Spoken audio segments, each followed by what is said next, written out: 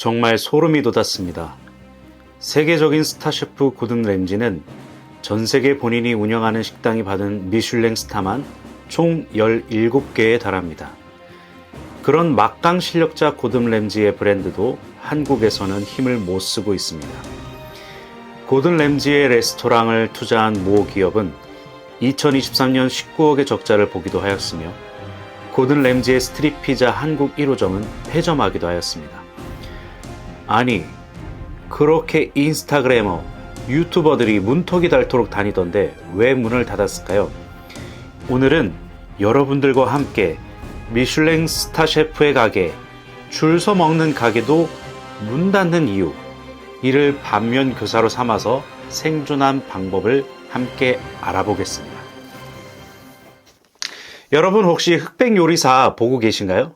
넷플릭스에서 최근 연재되는 요리 예능 프로그램인데 요새 쇼츠판에서 수많은 짤이 등장해서 안 볼 수가 없습니다.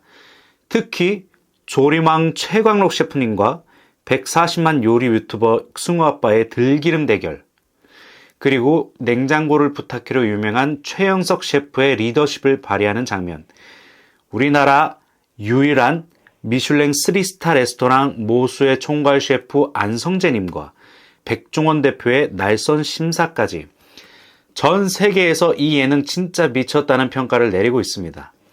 80명의 요리사를 위해 동원된 ENG 카메라만 100여 대라고 하니까요. 아마 올해 최고의 예능이 되지 않을까 하는 기대감이 더욱더 올라가는 중입니다.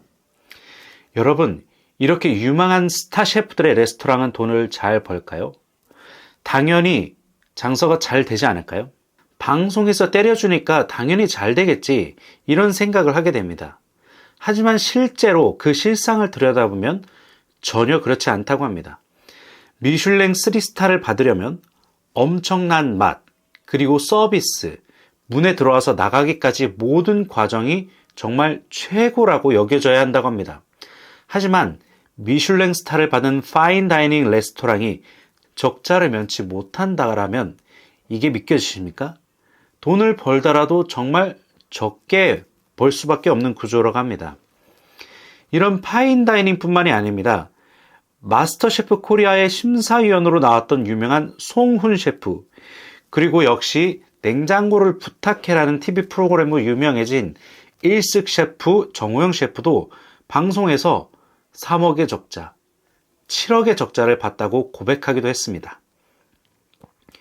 왜 이런 결과를 내는 걸까요? 방송 타면 다 잘 돼야 되는 것 아닐까요? 저는 이 해법을 찾아가면서 정말 소름이 돋았습니다. 제가 그렇게 느낀 이유와 해결 방법을 함께 찾아보겠습니다. 생존! 두바이 호텔 셰프, 사운즈 한남 총괄 셰프, 또한 동서울대학 전주대학 외식산업학과 경영교수로 재직했던 박민혁 셰프는 요즘 파인다이닝은 5% 마진율도 안 된다라고 말했습니다. 실제로 파인다이닝 레스토랑의 마진율은 5에서 8% 정도이며 이마저도 실현되지 않고 적자를 기록하는 경우도 많다고 합니다. 그 이유는 바로 높은 비용 때문입니다. 첫째로 임대료, 두 번째로 식재료, 그 다음에 인건비입니다. 높은 객단가를 지불할 만한 고객들이 있는 청담동, 강남 등에 입점하려다 보니 당연히 임대료가 비싼 건물에 들어갈 수밖에 없습니다. 또한 당연히 주차장도 넓은 건물에 가야겠죠. 이때부터 문제는 시작됩니다. 임대료가 미친 듯이 비싼 곳에 들어가게 됩니다. 두 번째로 최고의 재료들로 맛을 내야 하니 음식의 재료비가 엄청날 수밖에 없습니다. 또한 완벽함을 추구하는 파인 다이닝이다 보니 양배추 하나만 써도 맛있는 부분의 일부만 사용하는 등 코스트는 점점 올라갈 수밖에 없습니다. 세 번째로 셰프의 고집스러운 맛을 추구하기 위해 손이 많이 가는 방식의 스타일을 맞추려다 보니 테이블도 얼마 없는 식당의 요리사가 손님보다 많을 때도 있다고 합니다.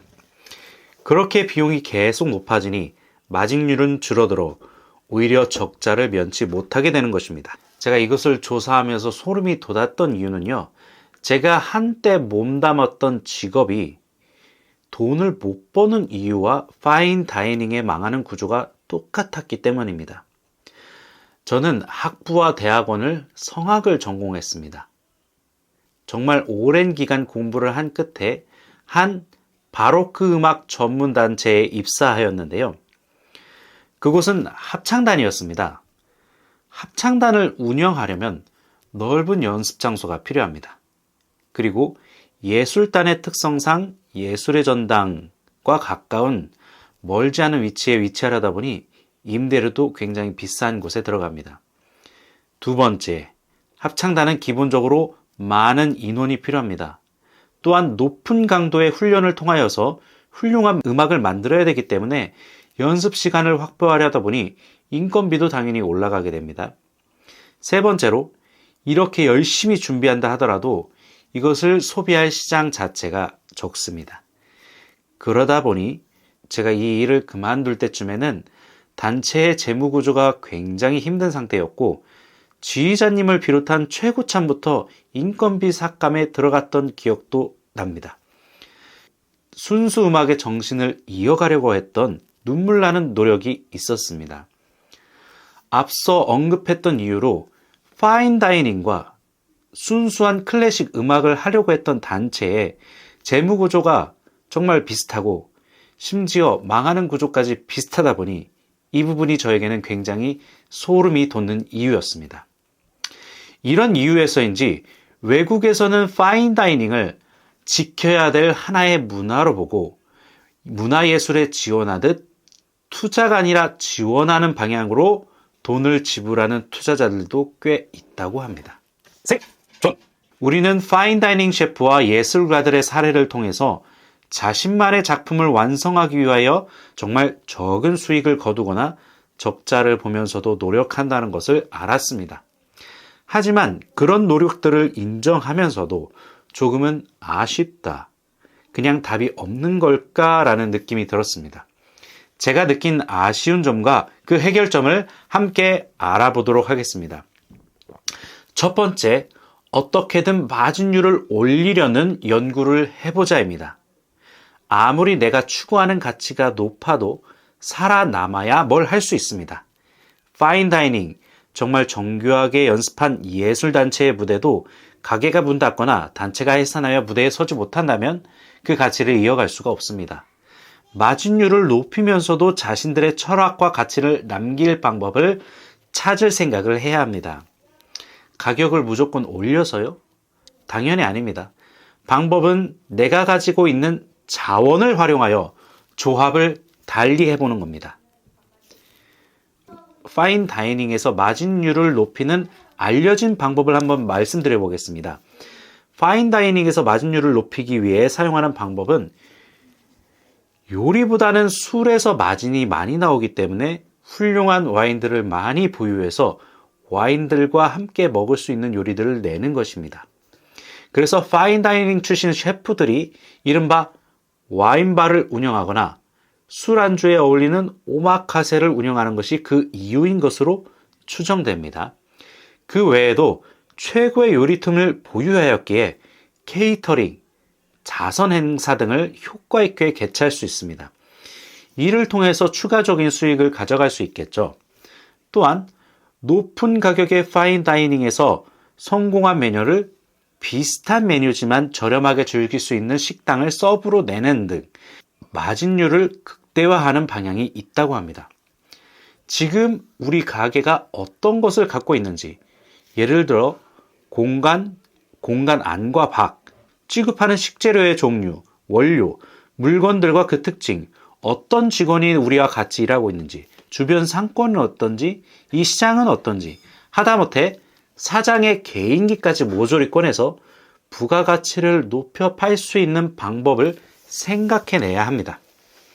종이에 한번 쭉 적어보면서 이리저리 조합해보면서 비슷한 능력과 여건을 가진 사업가들이 어떤 것을 하는지, 어떤 것을 어떻게 조합해서 파는지 조사하는 것도 방법입니다. 두 번째, 주인공은 내가 아니라 고객이다입니다.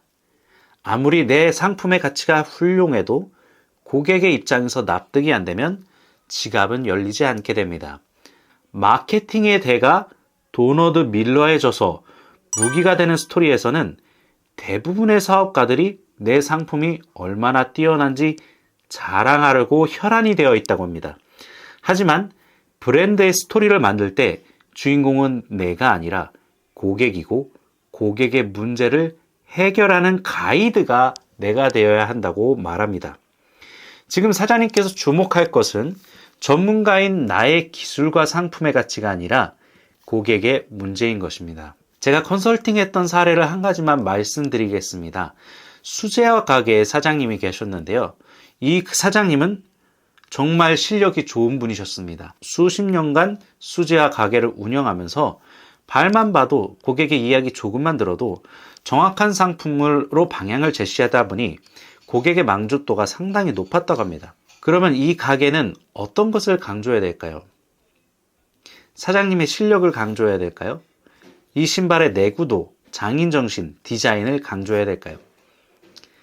그게 아니라 특이한 팔 구조 때문에 고통을 받는 고객의 이야기를 중심으로 브랜드 스토리를 만들어야 된다고 말씀드렸습니다.